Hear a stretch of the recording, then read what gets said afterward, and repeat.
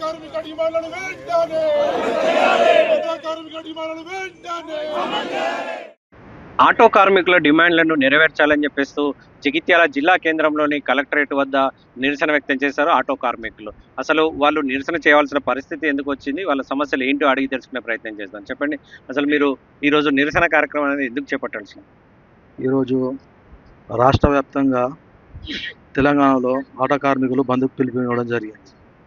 ముఖ్యంగా డిమాండ్లు ఒకటే, చాలా కాలం నుంచి ఆటో నడుపుకుంటూ జీవిస్తున్న తోటి ఆటో కార్మికులు, మరి నిరుద్యోగులైన ఆటో కార్మికులకు ప్రత్యేక సంక్షేమ బోర్డు ఏర్పాటు చేయాలని చెప్పి మేము నిర్ణయించుకున్నాము.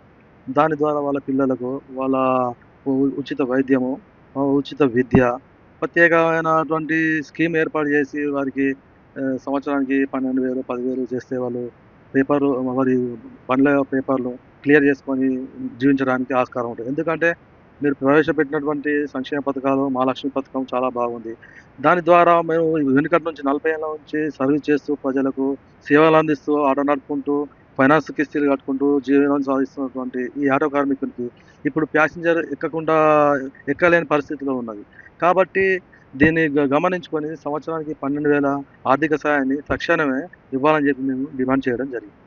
మీరు డైలీ ఆటో నడిపిస్తుంటే మీ కుటుంబ ఉపాధి కోసం ఎంత సంపాదించుకోగలుగుతున్నారు? ఇప్పుడున్న ప్రభుత్వం మహాలక్ష్మి పథకం ఏర్పాటు చేయడం ద్వారా మీకు ఎంత నష్టం మాకు ఇంతకుముందు మాకు వచ్చేసి 7 నుంచి 800 దాకా డీజిల్ పోగా 700-800 మేము చేసుకునేటోళ్ళం. మరి ఇప్పుడైతే మహాలక్ష్మి పథకం వచ్చిన తర్వాత చాలా ఇబ్బందిగా ఉన్నది. మరి ఆ 800 700 అనేది 400కు 300కు వచ్చేసింది. మరి ఇల్లు గడవడం కష్టమవుతుంది, ఇల్లు రెంట్ కట్టడం కష్టమవుతుంది.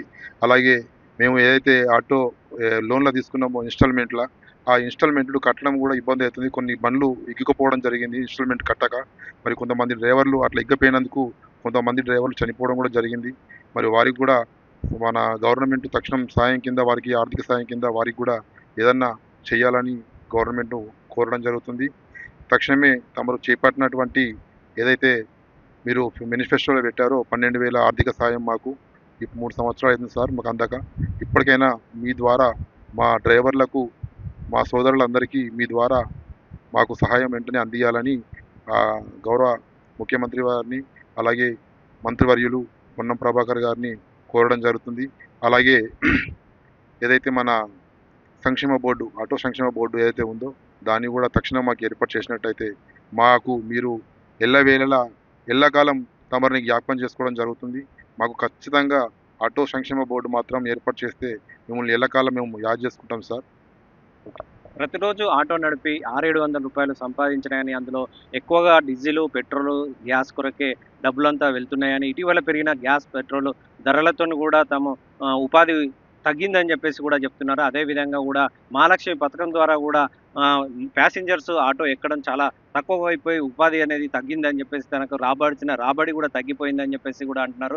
ప్రభుత్వంలో కాంగ్రెస్ ఎన్నికల్లో మేనిఫెస్టోలో ఇచ్చిన హామీ ప్రకారం ఆటో డ్రైవర్కి ప్రతి నెల 1,000 రూపాయలు చొప్పున సంవత్సరానికి 12,000 రూపాయలు ఇస్తా అని చెప్పిన ఆ డబ్బులు కూడా ఇప్పటివరకు ప్రభుత్వం ఇవ్వకపోవడం, అవి కూడా వెంటనే చెల్లించాలని చెప్పేసి కూడా కోరుతున్నారు. అదేవిధంగా ఆటో కార్మికుల సంక్షేమం కోసం ఆటో సంక్షేమ బోర్డు కూడా ఏర్పాటు చేయాలని చెప్పేసి కూడా ఇవన్నీ డిమాండ్ చేస్తున్నారు. ఇప్పటికైనా ప్రభుత్వం స్పందించి వెంటనే తమ సమస్యలను పరిష్కరించాలని చెప్పేసి కోరుతున్నారు. జగిత్యాల నుంచి హరికృష్ణ, మైత్రి న్యూస్.